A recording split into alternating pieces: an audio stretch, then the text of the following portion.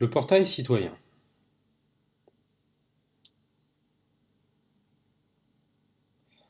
Nous allons voir tout d'abord une introduction, le principe de la GRC, et enfin, à quoi ressemble le portail citoyen. Le logiciel Gestion Relations Citoyens est une plateforme qui vise à optimiser la relation entre un organisme et les citoyens, simplifier les démarches des citoyens, et enfin, libérer les agents de tâches sans valeur ajoutée. Avant de vous lancer dans la prise en main du logiciel, vous devez savoir que la plateforme fonctionne en mode hébergé.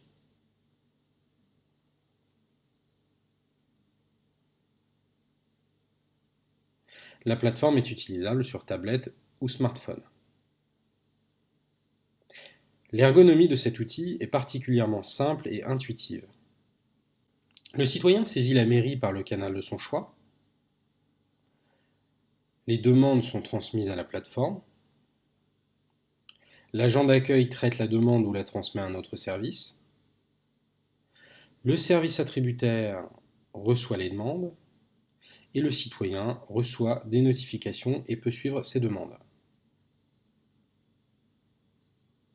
Les quatre fonctionnalités clés du logiciel: la qualification des demandes en mode multicanal, le traitement des demandes en mode collaboratif, la traçabilité et le tableau de bord qualité, et enfin les notifications et l'information du citoyen à tout moment. On distingue trois niveaux d'architecture. Le front office, c'est ce que voit le citoyen.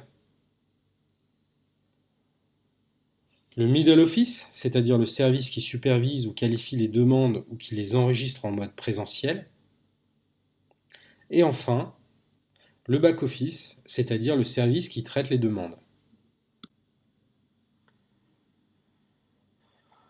En pratique, le front office est composé du portail citoyen, avec l'ensemble des formulaires accessibles, et des formulaires à proprement dit que le citoyen doit compléter pour effectuer sa demande.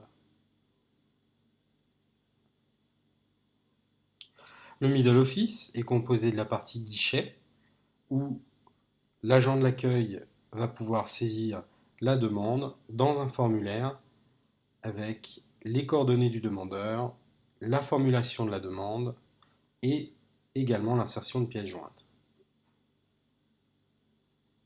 Enfin, le back-office va permettre de traiter les requêtes avec des bacs où sont classées les requêtes avec un identifiant unique. La fonctionnalité Action permet de consulter la requête.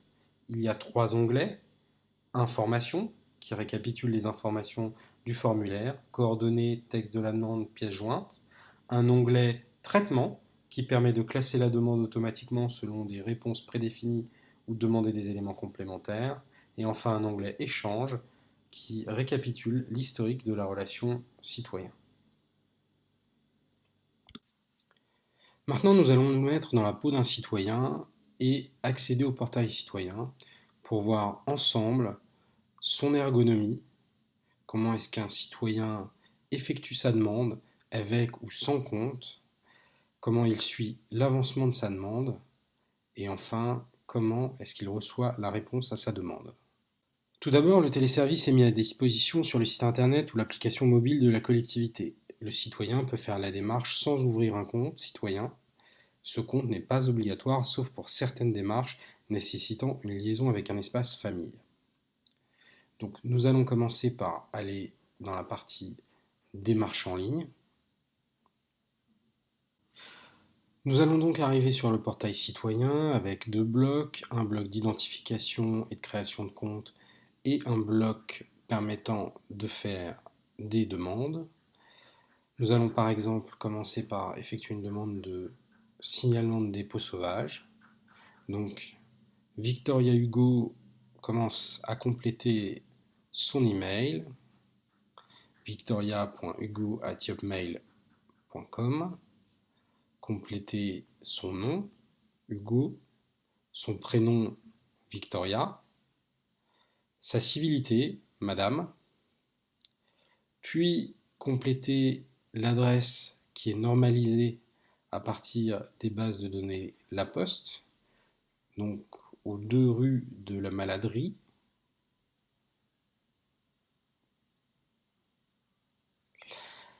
Une carte permet d'indiquer précisément le lieu de la demande.